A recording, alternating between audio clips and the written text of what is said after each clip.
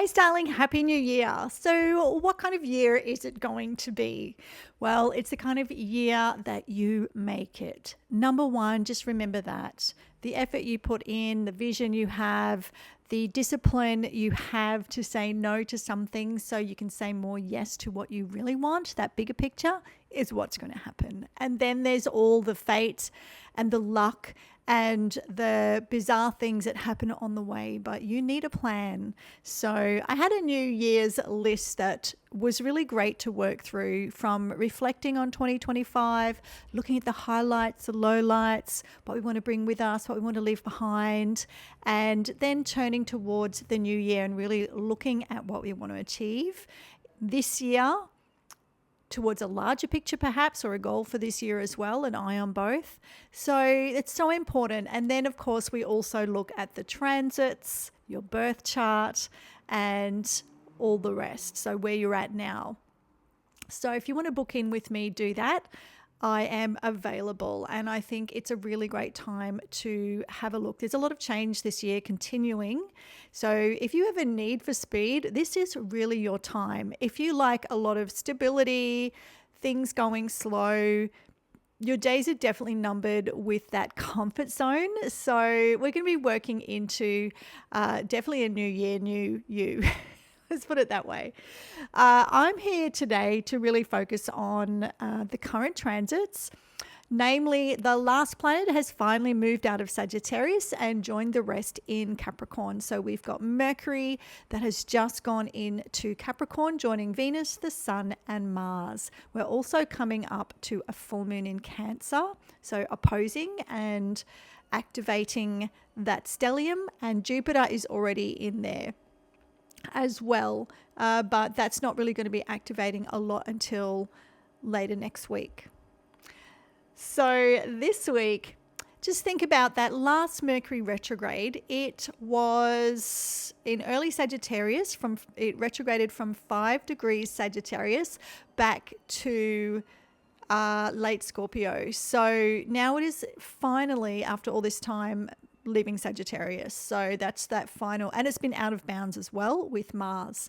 So a lot of opportunity for new ideas, for breakthroughs, for just really thinking outside the box and in a big vision Sagittarian way as well. So now we're into Capricorn, and that's of course all about, okay, well, how are we going to create a scaffold, a structure, and a plan for that vision?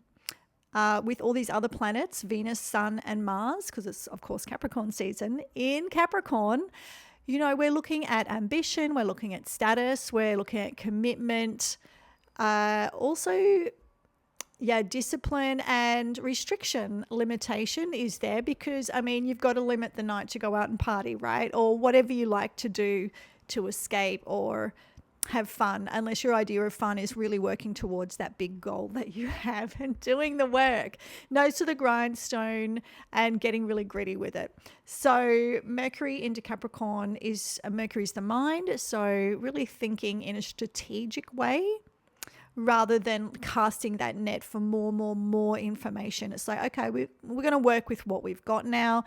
Capricorn also loves to rub shoulders with those in high places. So think of that ladder. How can you trade up, professionally? Like, what's your ambition calling you to do?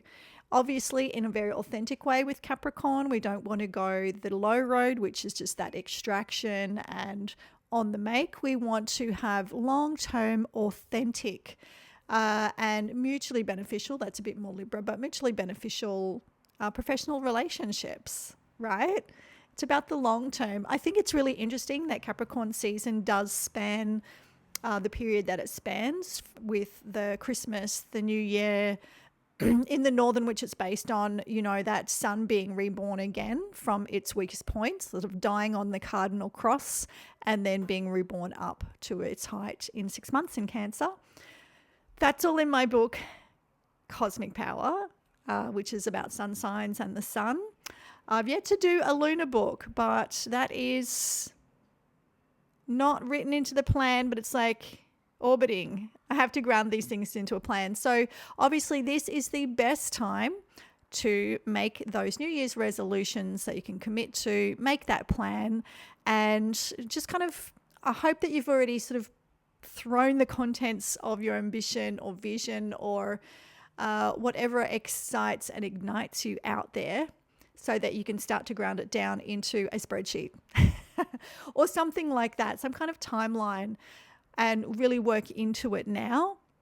If you haven't done the brainstorming, just do it. Just get to it, and plan into this year. I'm really excited about doing that too. I've got so many planets in Sagittarius. It's very easy to just continue to be excited, but we have to bring in that limitation, which is really necessary for accomplishing anything. Capricorn's an earth sign. It's about creating and manifesting in a tangible way with some kind of tangible outcome.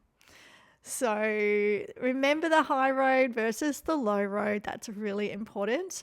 And do feel free to book in with me. I'd love to chat about your year with you, look at your transits, and work through this process where we can sort of reflect, kind of build up the store. Like, there's always really great things to reflect on, outcomes even from low points, the opportunity in crisis or opportunity in challenges that you had over the year. I think it's really important to look at the pivots that they created and take the best from that. Is there a harvest, or is there just an acknowledgement that we need to give it? And letting go, of course. So moving into the new year, 2026, happy new year, and have a great full moon, straight up.